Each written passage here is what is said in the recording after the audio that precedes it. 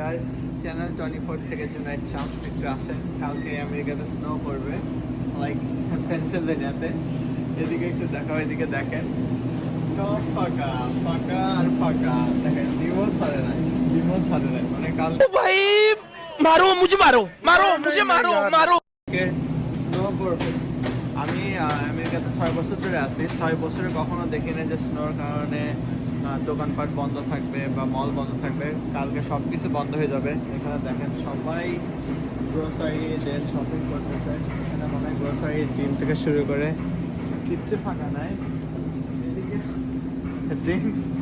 Drinks সহকারে মানে নিয়ে নিচ্ছে, ড্রিঙ্কসও রাখা নাই। এদিকে দেখেন অবস্থা নেই, সব শুধু ফাঁকা আর ফাঁকা অবস্থা দেখেন।